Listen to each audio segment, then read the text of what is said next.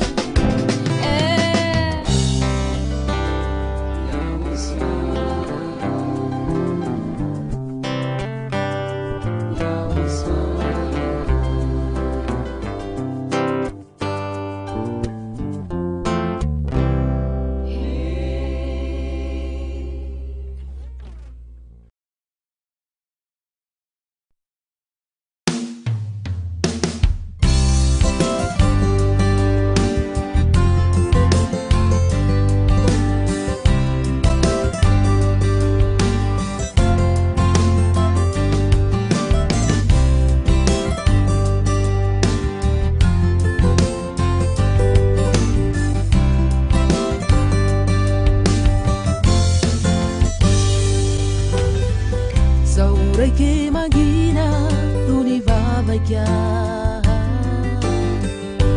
Na metu tia sua di langit mandinga vara sengerana wa uvita kuya bera fai hamumba sauleke mangina anuni vavaka na metu tia sua di langit mandinga vara sengerana vita kuya bera fai hamumba ya woshwa ya woswaku etwa vara alira na weto ya woshwa ya woswaku ituira maneke huiraga.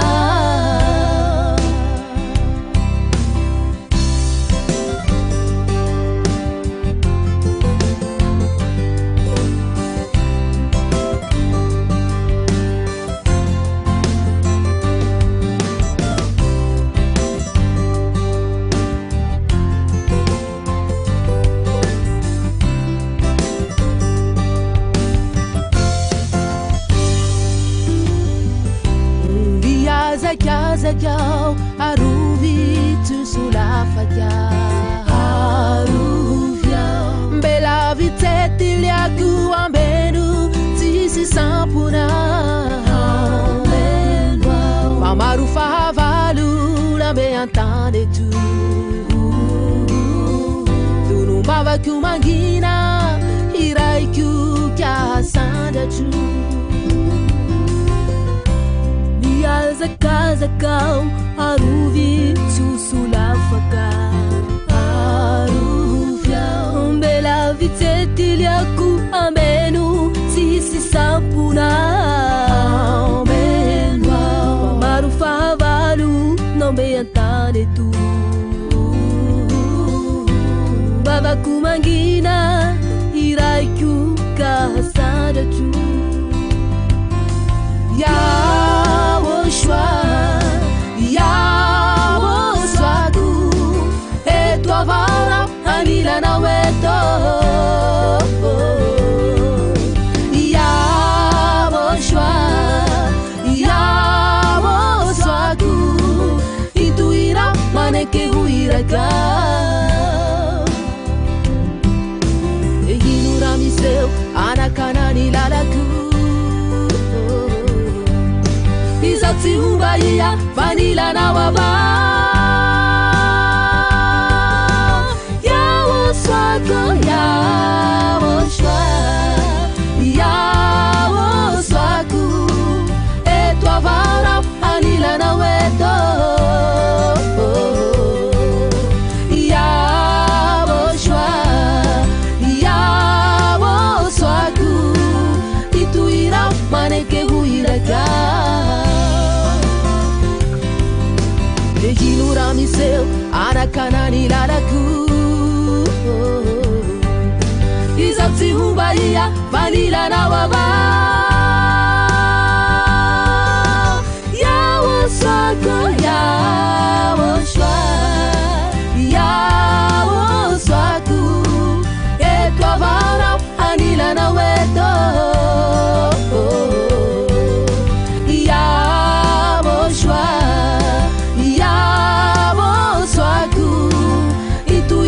maneke huiraga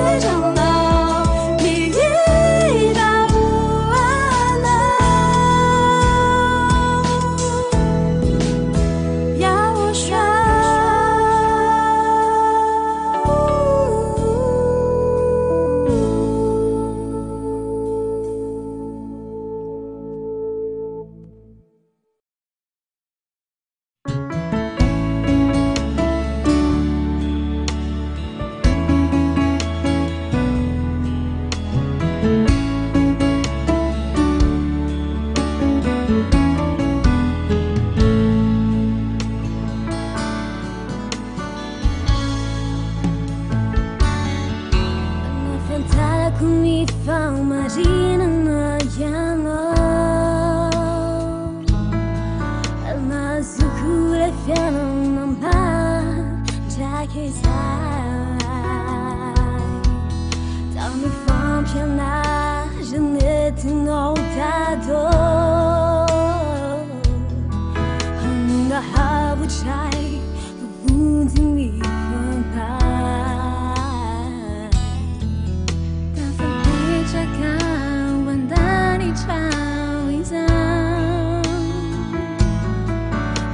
Anh trai ở nhà buổi sáng nên nam tình đã ở ngoài tình duyên chỉ nào mà phần phụ và mang trái kinh dài xin bao lu avviene buio now fuori da quei ti a me nari fa pianare andiamo scià famo un zelo mi fa nai nuruna I veri na una gemani c'ha na uno pitu janai abbiami dai tamina lara na una fantara nai sabanya fina accisai come sa shana sa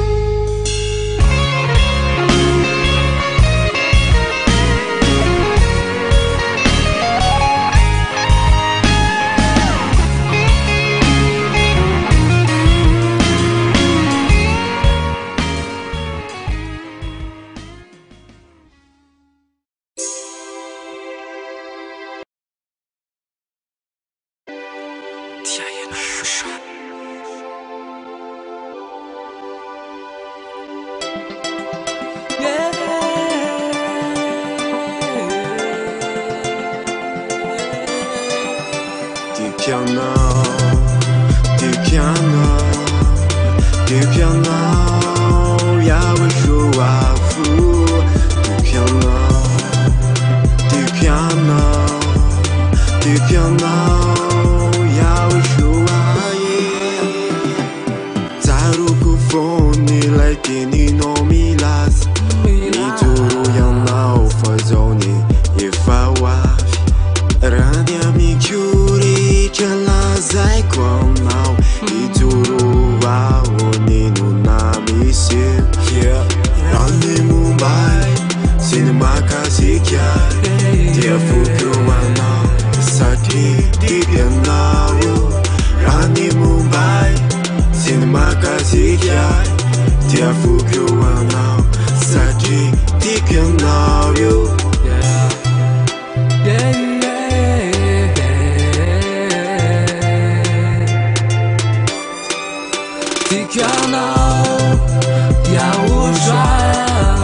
Itini fukure umekuana Tikiana ya ushwa Itini fukure umekuanzaka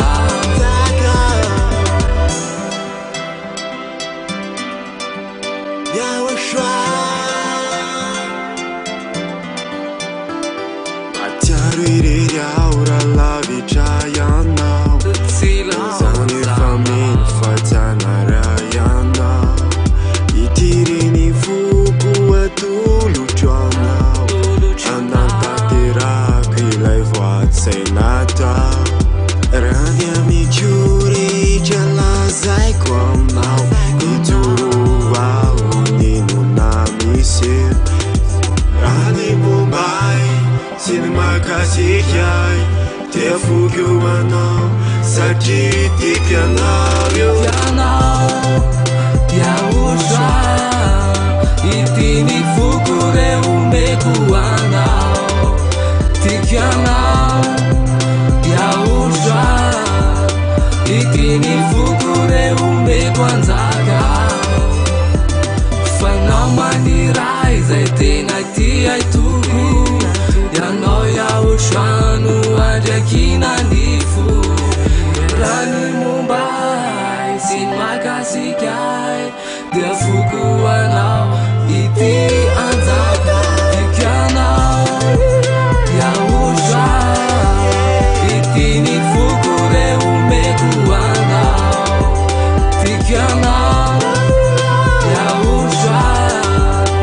Itini fukure umeku anzaka.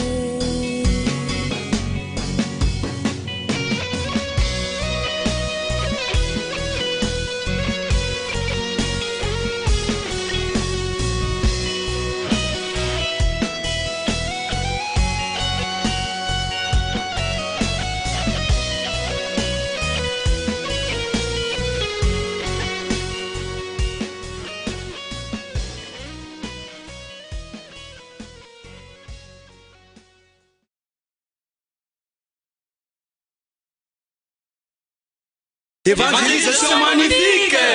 Parfait.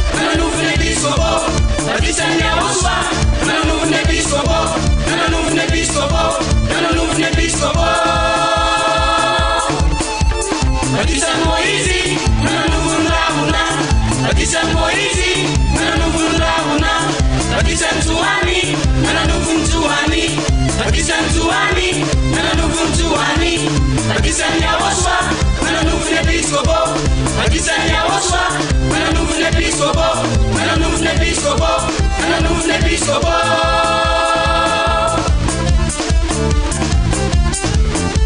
Hey, hey, mi be baba na leo ni nade.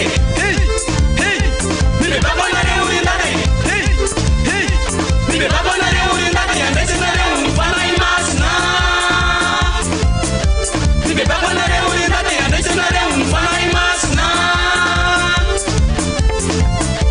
Hey, hey, mi be baba na leo ni nade. Hey,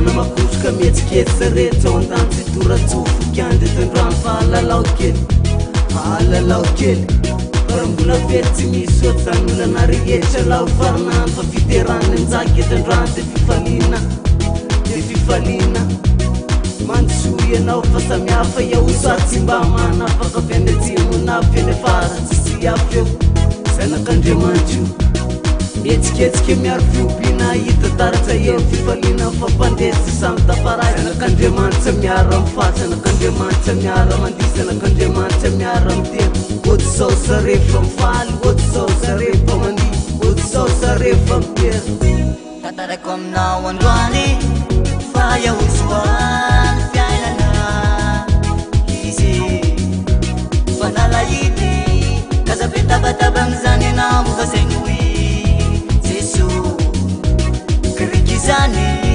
iahosoano analana tena original daram zany diviranao daram zany diviranao darany iahosoa daram zany diviranao daram zany diviranao iahosoary no mpamonjia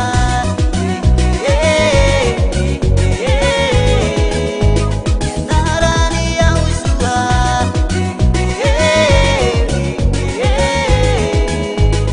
mansanurani bunai gabani naranyosa mansanurani bunai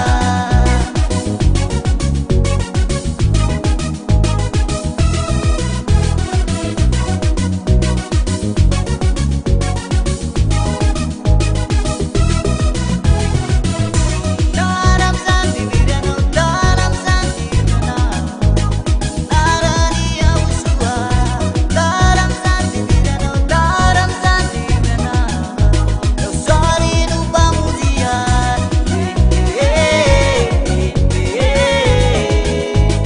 darany iahosoa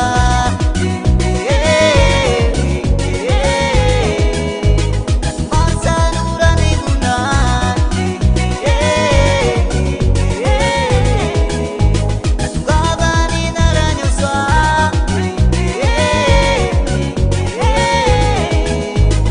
mansanurani bunai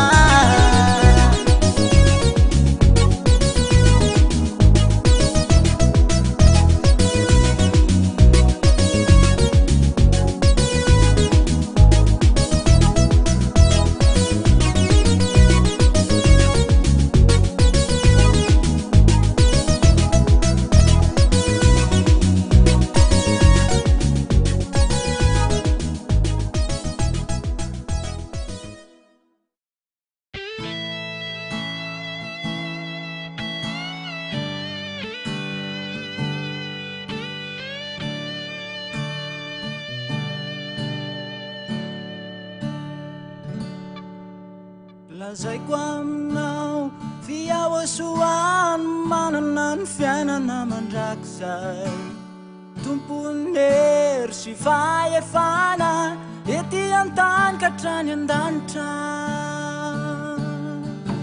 lazaiko aminao fiahosoany manana ny fiainana mandrakizay tompony hery sy fahefana ety an-tany ka hatrany an-danitra izay efa ka mizara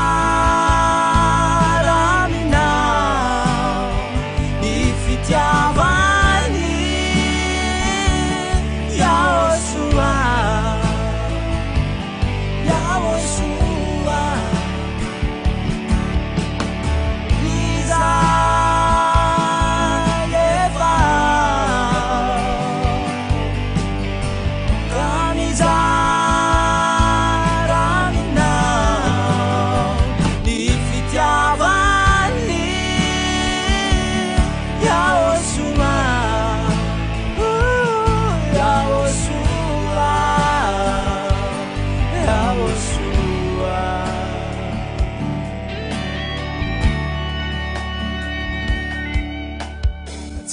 navidavoly naharena ny famonjeny zay natolony ahy fantenako nomeko azy fa natitra velona kasitrany faly fo raviny fanahy ka midiraha azy amin'ny fahasoavany fa raha tsy izy toko asy zay nanjo fa ny devoly no nandangolago izay efa ka mizara aminao ny fitiavany Yahoshua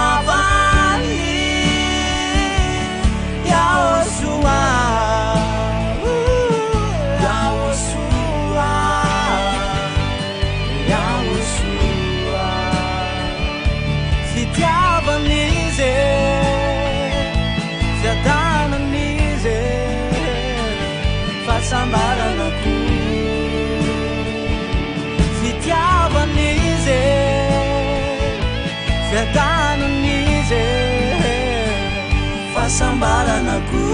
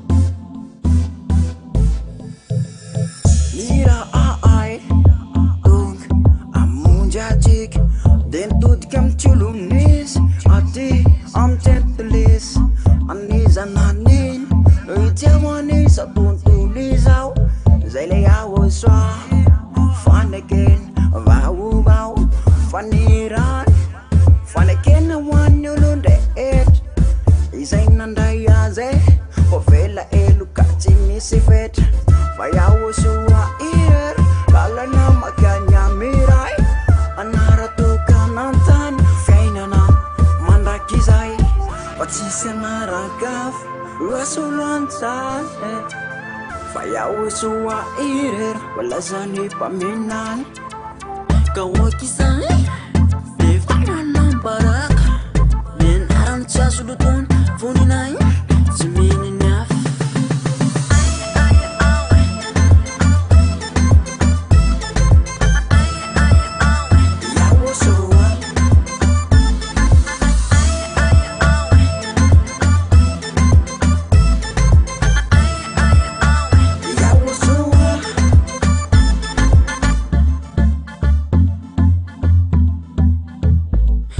Zizai, tu me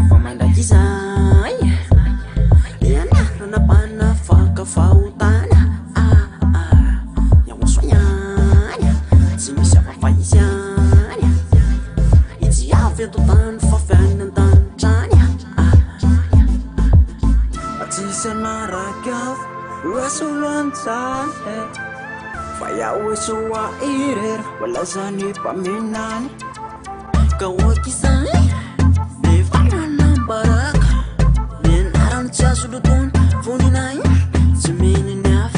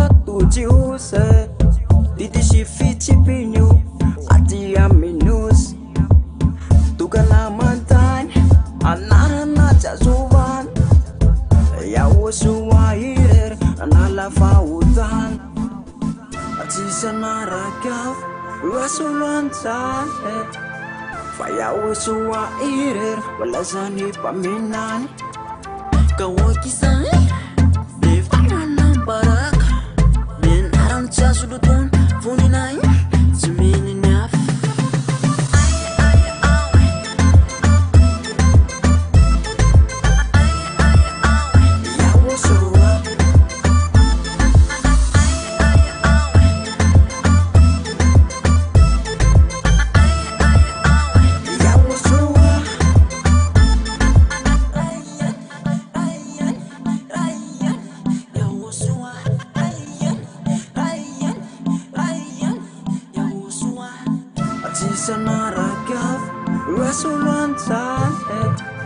fayawesuwa irer walazani paminani kawakisani befanana baraka men aran chasudutun funinai ziminina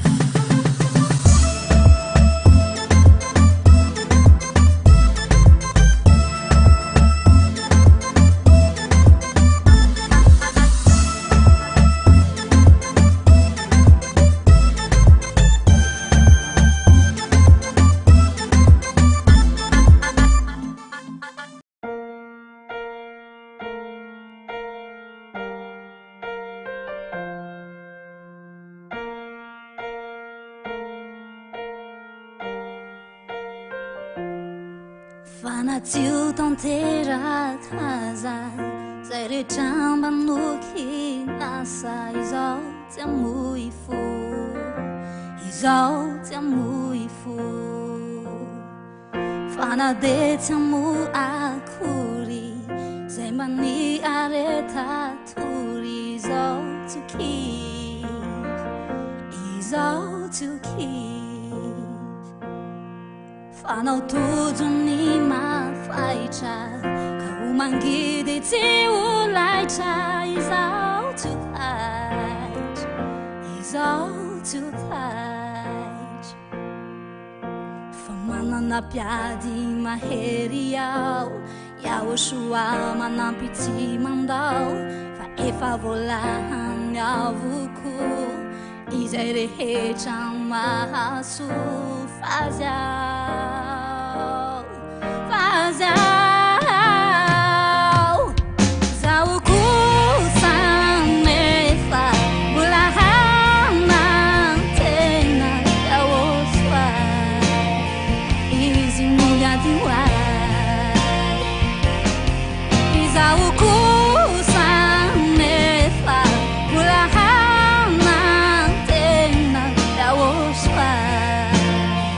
Isn't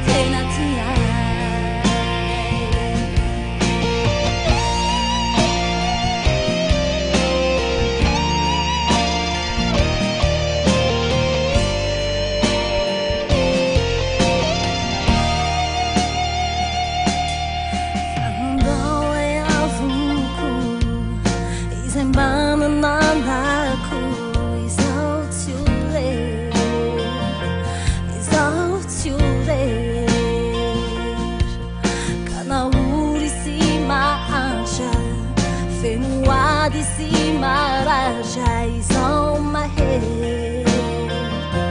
It's on my head. Não vem no favalo. A nem de que assim a pi my luz ao panches. It's on panches. Famana na piada my head out. Shua na piti mandau fa eva vola hamya vuku Kisere e chama hasu fazia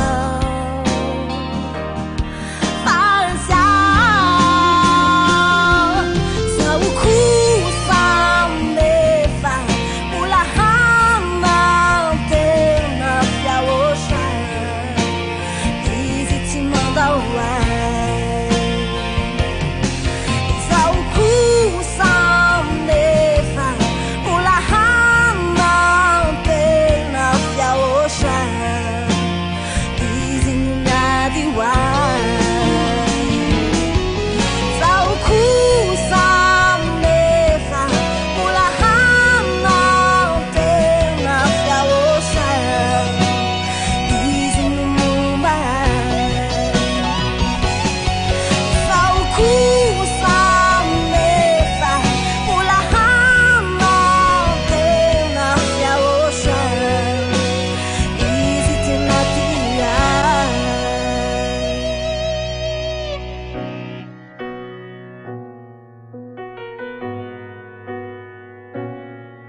Fatifuna tiakuri Rani fana tena kufel ya oshua Without siala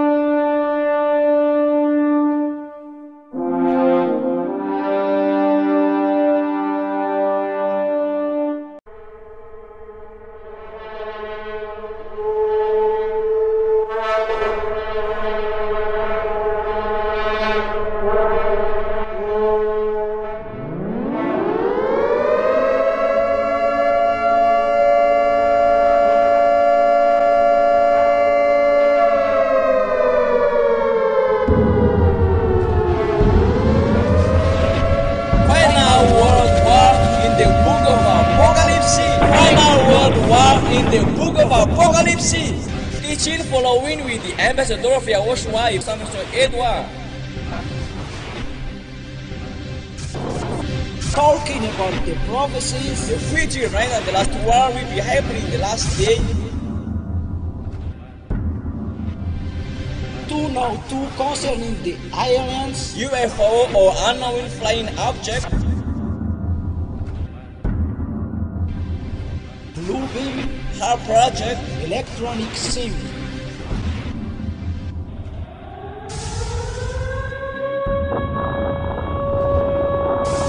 final world war in the book of Apocalypse.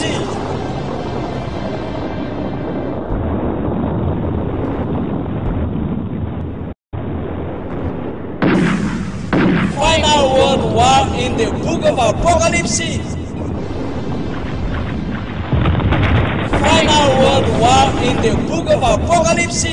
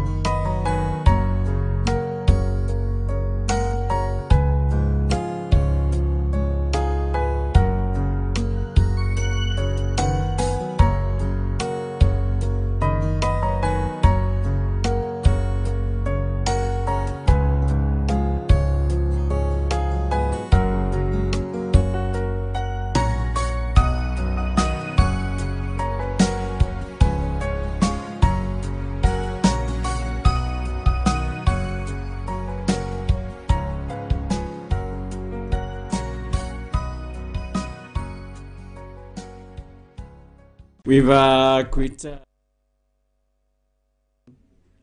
Iarahantsika amin'ny teny io ty anatrika ny fampianarana iain'ny fampianarana larana fahasivy na ny numéro 9 indray ny fampianarantsika amin'ny diany io ty fa le miaravantsika rehetra amianarany ahoso any tena koa ary fainako mandroso atotokatrantsika na miaraka aminao eny tanimbary eny tanimbony tsy haiko zay misy anao ny ambony fiarakodia mayanao zao fotoana zao de faly miaraka aminao ndray amin'ny teny io ty ny amin'ny fampianarana zay fa iarahantsika miaino sy manaraka indray amin'izao fotoana izao de avy hatranintsika de hiaraka hivavaka indray amin'ny zao fiarahantsika eto indray dia miantrotsika rehetra hiaraka hivavaka happiness that I'm with you. This day we are going to listen the suite of the teaching. Number 9 is the number for teaching for this hour. So I'm very glad to greet you in the name of Yahushua, and I'm very glad to come to your home by opening the mouth of God's, the Lord of Lords, the one wonderful one, the highest one. No one is like him. Yah is the name of the Father, and the other destroy them to hell in the name of Yahweh. Celebrate, and I praise you. because of your goodness and your wonderfulness. Bless the words and the teaching. For it's the glory forever in the heaven of heavens where you are. Of God's, the Lord of Lords, the one to teach everyone and explain further the righteousness, which is hidden, which is a sport, so that no one come to you. For it's the glory forever. So I praise your words by opening the mind, the heart of everyone, so that they can hear your words. But the devil and Satan, who disturb the word, therefore ensure in the name of Yahushua, have no place here. But I destroy them to hell in the name of Yahushua. Holy Father, manifest your glory. And I praise for the glory. So I say the prayer indeed. I praise you. And I am faithful that your wonderfulness which you do to us in Yahushua is a grace and there is a wonderfulness that we are with you till the end. Sacred Father, for it's the glory forever. So I praise your greatness indeed. I am faithful that you place in our heart in the name of Yahushua. Hallelujah. Amen. So with quite happiness that I am here with you. So come to your home. It's me, as I said, the Ambassador of Yahushua, Samson Edwards.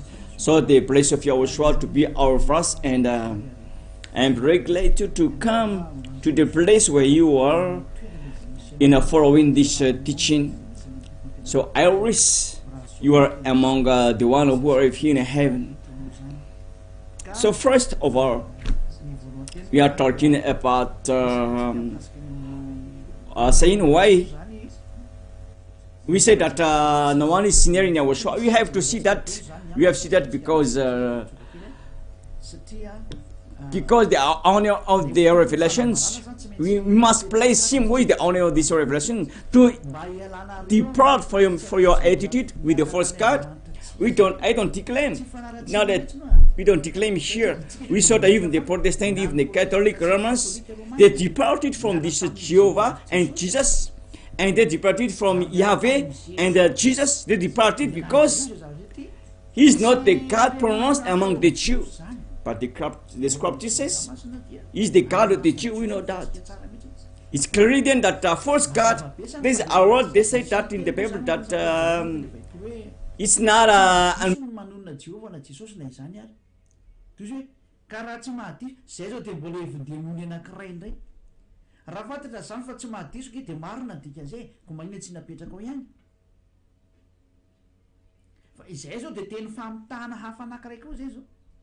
amle Bible fantsina fahina protestanta le tsy mahadiso ny miantsony ko tsy mahadiso ko nongotana tao raha ohatra ny tsy mahadiso avy aloha ipetraka ihany fa mato nongotana tao zatra tsy marina le izy ohatra tsy mety mihitsy le izy ka zay zao de mbola famitana lain ihany na de fa tsy nitonomy jiosy mato tsy nitonomy jiosy tsy andriamanitra ny jiosy nke zany izy fa andriamanitra anao malagasy izy amizevitra zay ka le Baiboly sa lasa spesialy ao malagasy fa tsy mba le soratra masina ny jiosy de hita mihitsy tena fisolokina le zany zavatra zany fisolokina ny antony ma fisolokina anazy de tsotra fisolokina le izy satria Jew. The scripture belong to the Jew. You translated it, so you put on the God, not the God of the Jew that they pronounced. And Malachi, what he said it didn't follow.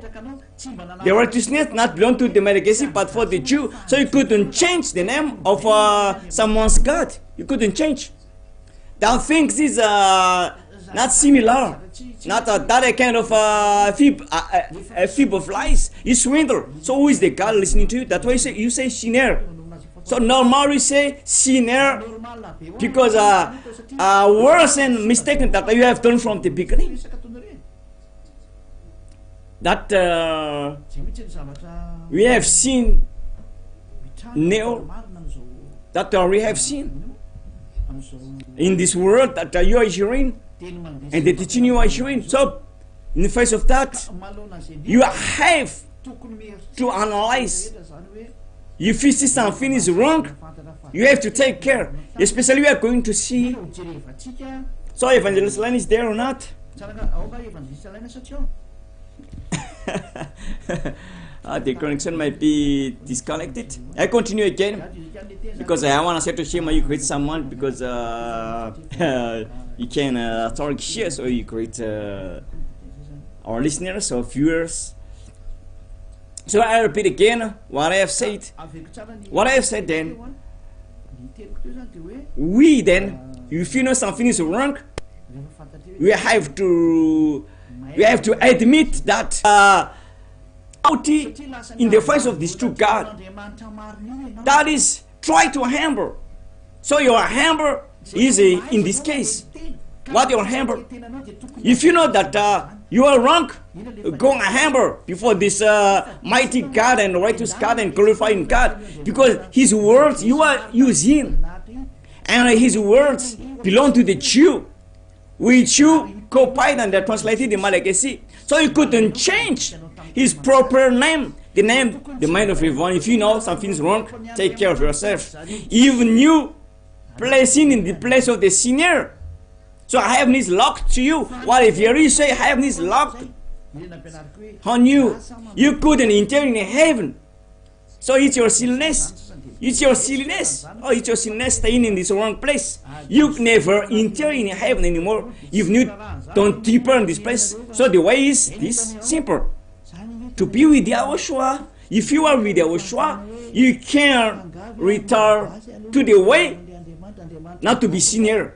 So option is before you, to the way of not being sinner or to the way of the sinner. If you want to follow the way to the sinner, go in here.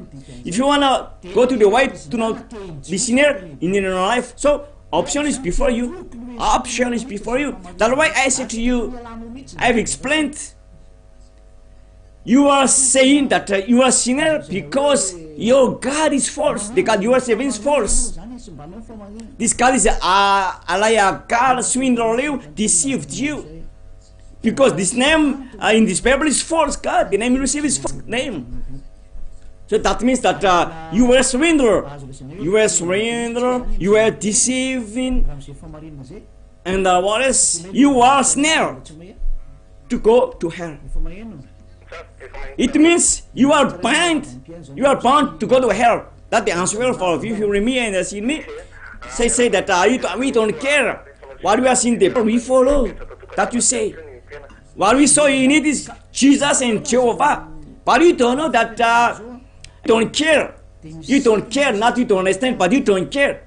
You don't know that the scriptures not belong to the Malagasy people. You accept that. na de anao le mipetraka eo But it belongs to the Jew. And yourself accept that. hoanao la So didn't your mind run after you? tsy afaka mi Saying that you know the scripture belong to the Bible or to the Hebrew or the Jew. adalàna zany So the word settled in John chapter 4 and verse 20, nataony tena maro 22 that salvation belong from the Jew. You know that words. He is Jew. The scripture belong to the Jew, originate to the Jew. somatsara amin'ny So why yourself then lalana makany amin'ny tsipa You- ianao de accept it that the Bible tsipanota ianao sa hoany amin'ny lalan'ny mpanota talks something wrong to you? Why you accept it? de very anie The word really is false. tsipanota kosa anao a The word false I say is Jesus or Yahweh or Jehovah. If it is false, false. Why you accept that false words? mbanao lasa Why you accept that this word belong to the Jew? Why you not faith? mihitsy ny tsy izy Why don't you admit? andriamanitra Why do you admit that your God is false? mitaka sy ny so You should back to the true name, because even the name of the human beings you couldn't change. How about this name of God? If you change, didn't it something dangerous? Why don't you admit it that it's good? So let us depart for this false name, but let's come to Yahushua. He is the true name. zany hoe tena voafaty Simple. It's for you not to depart from this spirit inside of you. If you walk with the Jesus or Jehovah or Yahweh, a spirit come inside of you, and this false spirit hitany ao de jesosy make a bury in your mind. Especially you were baptized in this false name, because in this First Corinthians there's a spirit you receive 1 Corinthians chapter 12 and verse 13. 1 Corinthians chapter 12 is 13. For we were all baptized by one Spirit into one body, while Jew or Greeks, slave or free, and we are all given the one Spirit to drink. So in the baptism then, there was a Spirit that someone received. There is a Spirit that we received in the baptism. So when you were baptized into Jesus, Spirit of Jesus entered inside of you. That there are two of it, or the Spirit of Jehovah or Yahweh. So this is the Spirit, because the name is false. This name is false.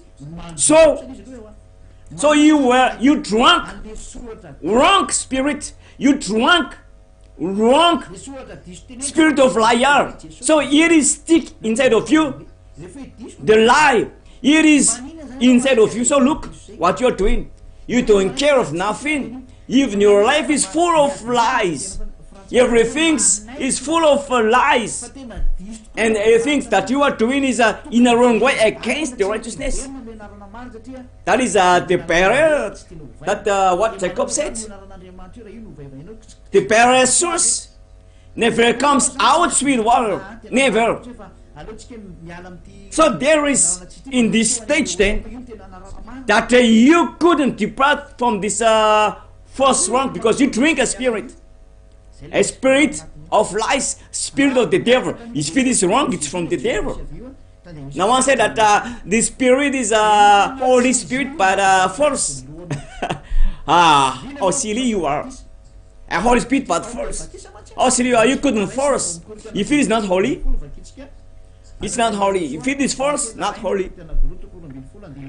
So it is a great stupidity. You're saying that what you found in the paper, we don't care. We follow it. We follow that in the paper. So when you then go in hell, who said to you that if this false paper, when name is false, is holding, and you said that it's true, you are right. No, it's false. God said to you. Maybe you said that this is written in your paper. So God answered to you. You translated something wrong. I said to you that this is false. This name is false. It doesn't bring salvation. The proof is you say you are a sinner. So if you are a sinner, you don't have a right to enter into heaven. Why you stay there again? Some says that so let us meditate where? What you are going to meditate? You give place again to the devil to take place. Or you are afraid of your society? Or you are afraid of remove? So time is not fearing of everyone, but fearing of God at this moment. Fear God at this moment.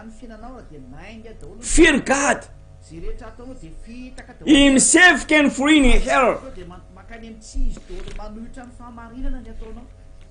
Fear him. You should fear him. If you read that in the book of Matthew, this you should fear. Fear God who can free your body and your spirit in He's that the one you should fear. Before that I continue to say something in the book of Matthew. This you should do.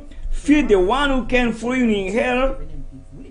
And Matthew chapter 10 may be evangelist. Matthew chapter 10 and verse Matthew chapter 10 and verse 28. 10 and verse 28. Don't be afraid of those who kill the body, but cannot kill the soul. Rather, be afraid of the one who can destroy both soul and body in hell. Is that the word of the scripture? You couldn't be afraid of your wife or husband or your sons or your stepsons or father-in-law or your family. But this is the one you should fear. The one who can free in hell. It is written in your American paper or English paper or French paper. It's written there. Matthew chapter 10 and verse 28. Matthew chapter 10, Matthew chapter 8 and 20. Fear the one who can free in hell, body and soul. So it is said to you that sinner have no right to enter in heaven. So this God free in hell because he have said. Maybe he said that why that is there is no God for us in hell. This I said to you. He said that the Jew returned back to his own land, so the Jew returned back to their own land. So when he said to you that sinner going in hell, he will free sinner in hell. He will free you in hell. Don't be stupid. If the Jew didn't turn back to their own land, so I accept that you don't go in hell. So I agree with you. So Tarkacher, someone said that going in hell if the Jew didn't turn back to their own land. So your idea is false. When the Jew return back to their own land, guarantee that you will go in hell too. If you stay being sinner, shouldn't you die? Shouldn't you die? You will see. Shouldn't you die? You take a rest on your bed on the morning, seeing me or listening on the radio or by the TV, international internet, TV Awashwa.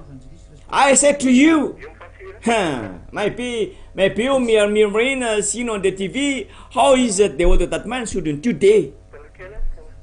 Some say that not only we accept the word of the ambassador officer is very correct.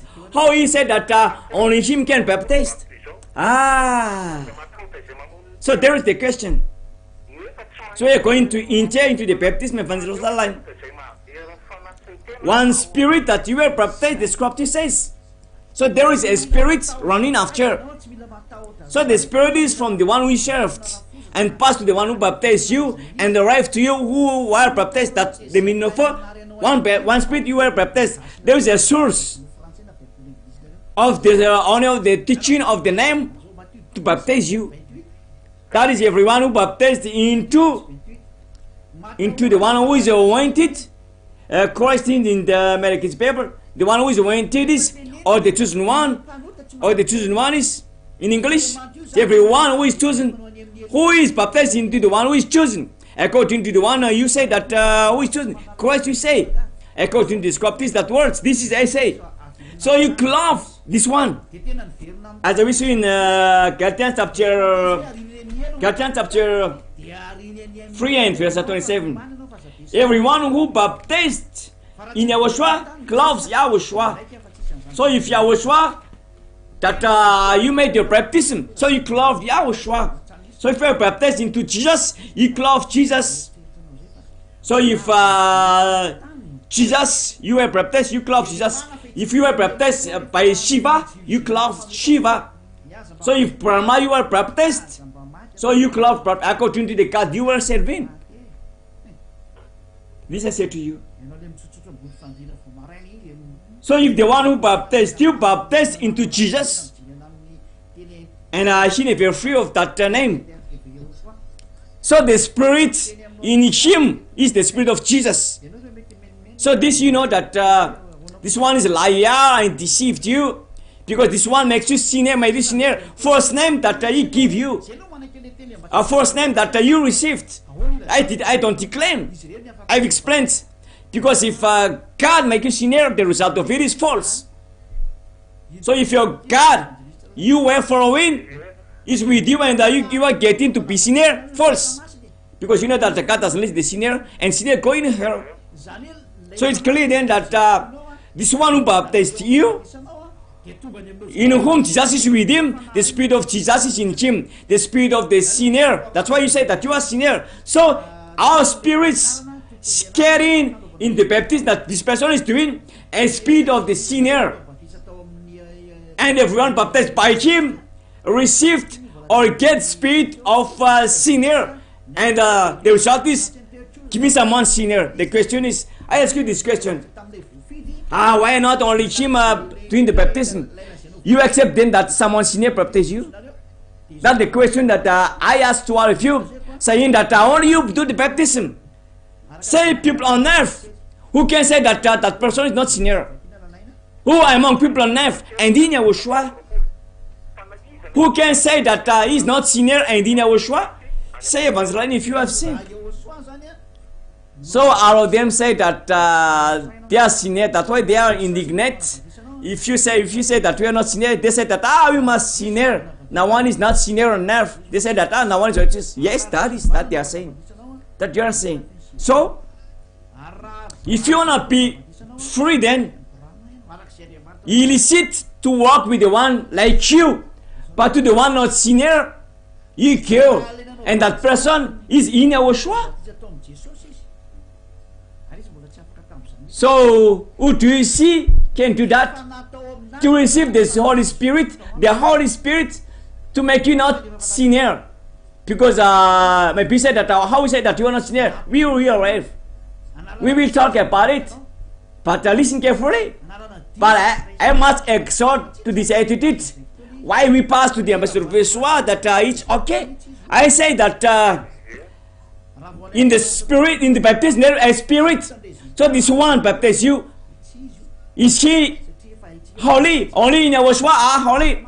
So this one baptized you are not sinner. Because only in Yeshua sin is taken off. I have taught you. All of you, you are with Jesus. Who said that you are free of your sins?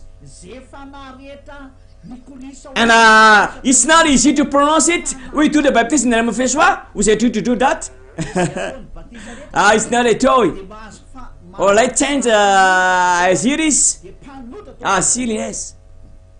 That's why I said to all of you, don't do that in no sin. You must follow the law. This I said to you from long time ago. If you don't pass under my eyes, don't intend to go to us, to this true God, situated in the heaven of heavens. Because I said to you that I is situated in the heaven of heavens. Don't have to go there unless you pass under my eyes. My saying is true. For of you saying that Yahweh is correct. Because first, if you accept that Yahweh is true, so the law is 1 Corinthians. That's why I said to you that you couldn't depart to this word of God who is a law. Because all the word of God is a law. You have to know that this is Lord's commands. 1 Corinthians chapter 14 and verse 30.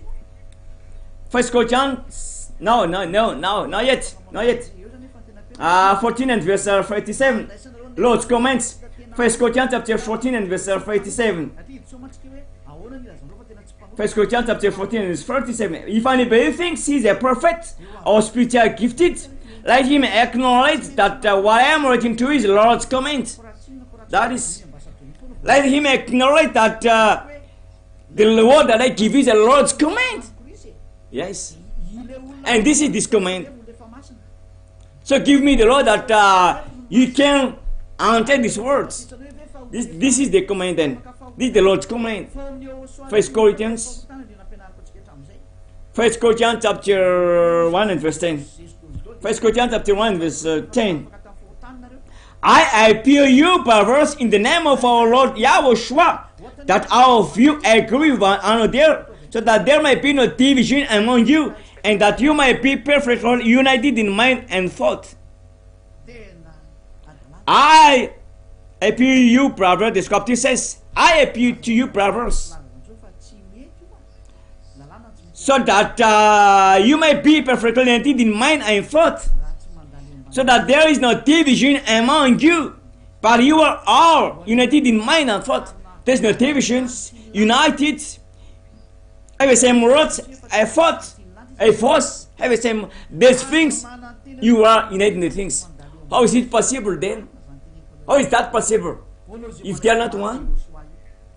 Yeah, that's not possible. If they are not one, it is easy to separate it. Why is it not separated and why is it separated? Simple.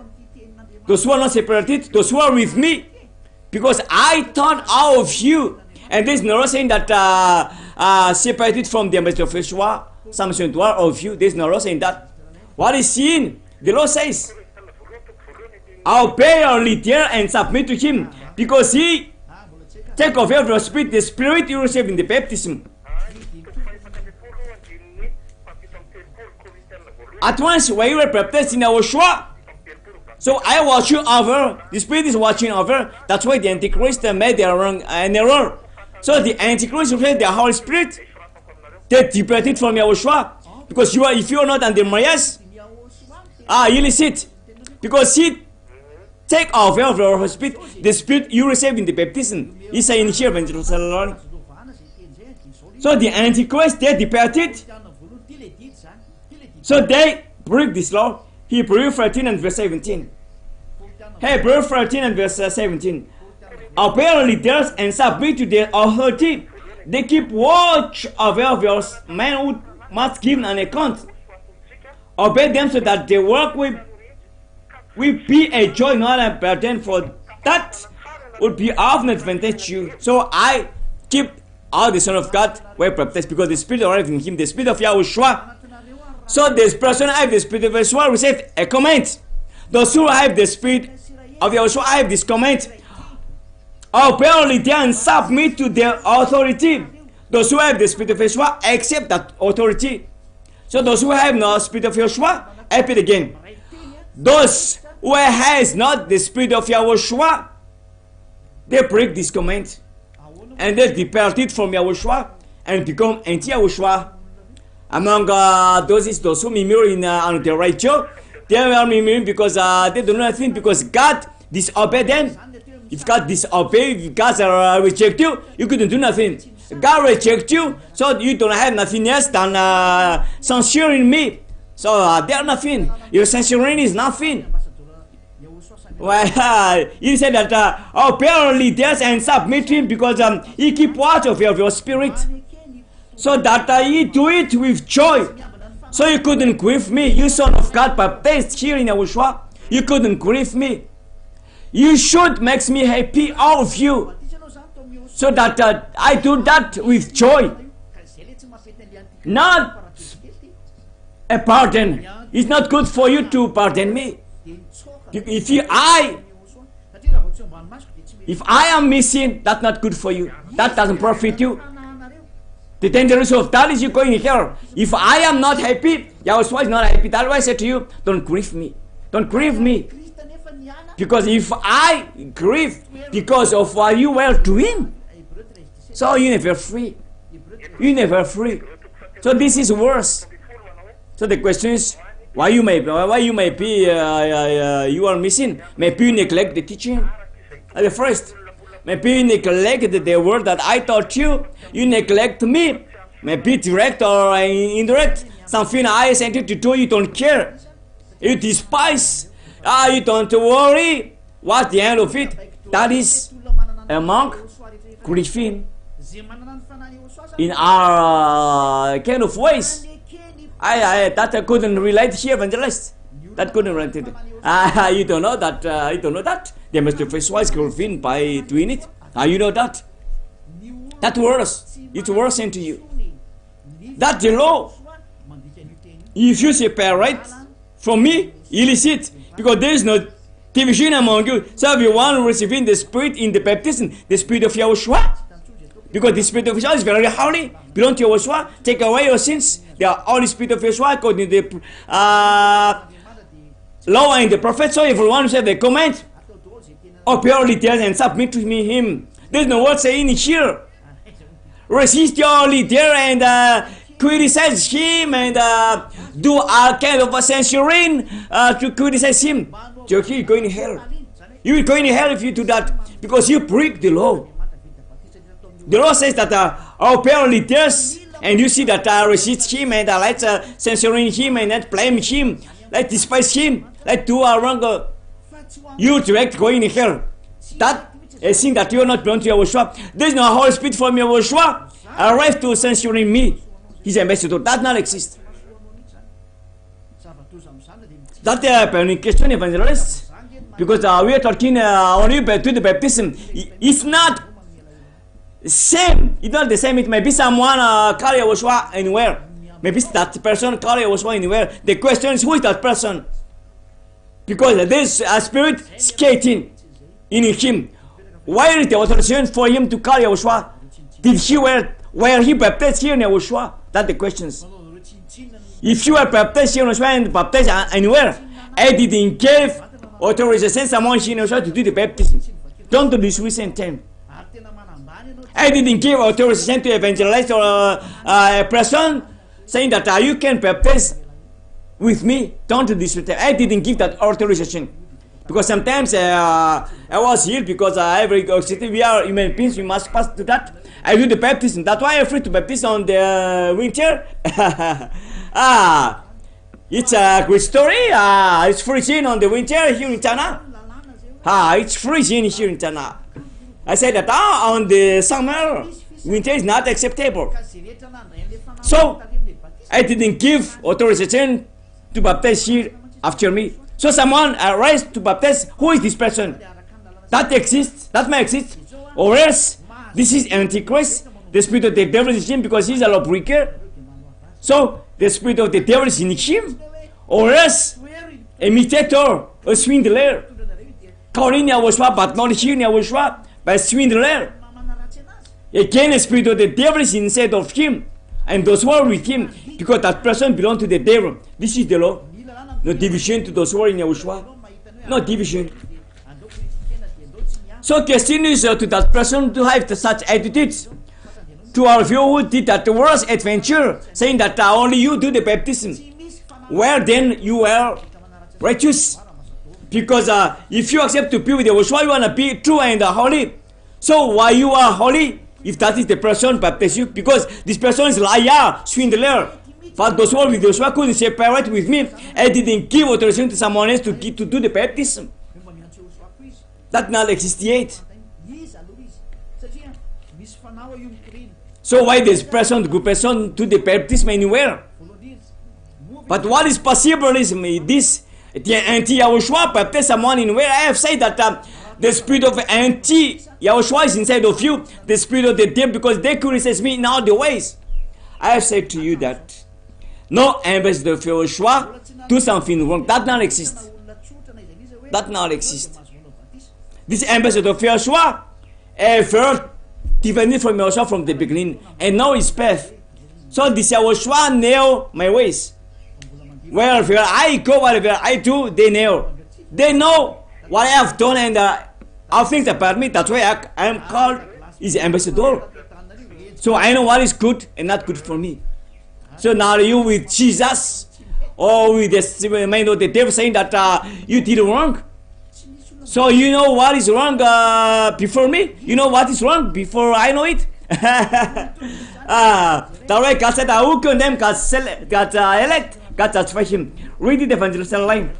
Romans 8 and verse 53. Romans 8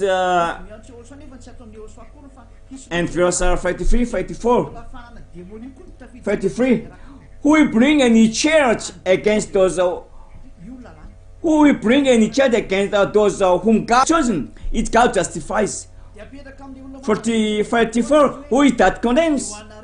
Yahushua who died more than that, who was right to life, is that the right hand of God and also right everything for us. Yes, Yahushua interceding for us. Who will bring any charge against those whom God has chosen? It's God who justifies. Yahushua choose me, so that's why I can bring this. How is it for you to condemn me? So it is only a centurion. Ethical, I mean, God's law refused that. This person couldn't do nothing, and they blame and they, I don't know. They criticize me everywhere, every city. They criticize me, and the very people don't have nothing to do, and so this person, this all the spirit of this, them with them. The Lord says that I will condemn, will bring an eternal against that select one of God. God justified him. This I said to you that to know that I am chosen. So let's read the law. So we return to the law then. Repeat the law because there's a word evangelist saying that no one judge him, the one who has the spirit of God. Yes. 1 Corinthians chapter 2 and verse 15. 1 Corinthians chapter 2 and verse 15. The spiritual man makes judgment about things, but himself is not subject to any man's judgment. No one judge him. That breaking the law. If someone want to know about someone spiritually who has the spirit of God, no one judge him. So you don't know Yahushua except through me. So if you know Yahushua through me, so the spirit of Yahushua is inside of me. So this I am going to explain. So from this moment, now one of you judge me. Because if you judge me, the devil is inside of you. So you break the law. So the word of God arrives in you. The lawless one will manifest it out of you who criticize me.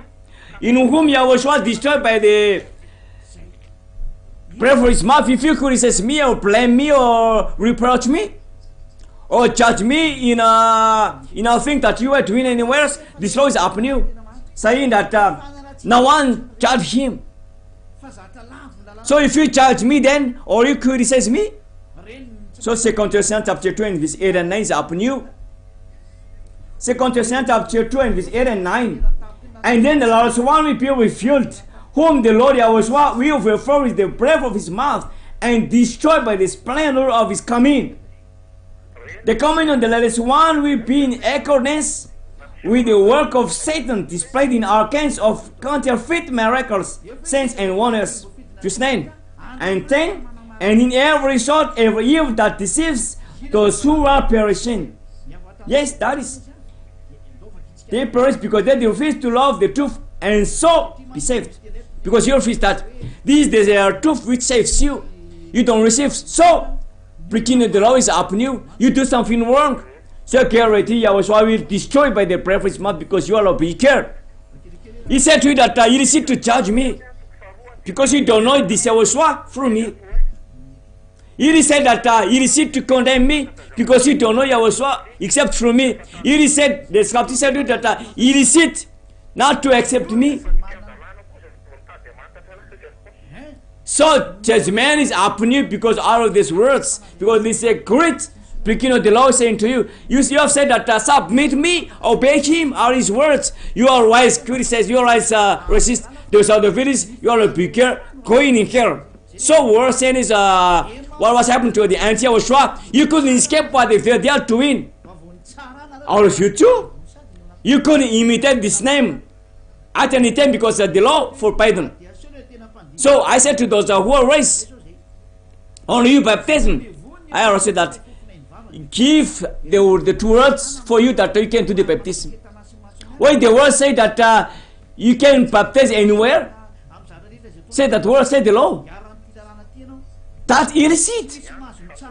All these words we are talking, automatically you must come to me. Because here only is the way to your salvations.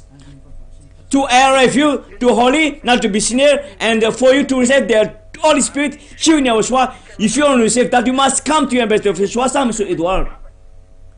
But haughtiness, if you don't come to me, but I shouldn't you dare. If those who are dead can say words, they can exalt you because they couldn't say any words. Don't wait the deaf talk to you because this righteousness couldn't need the dead. Why is it for you to need those who are dead to say to you? Or else you just listen, or you don't listen. No need to the dead to say to you, oh, I am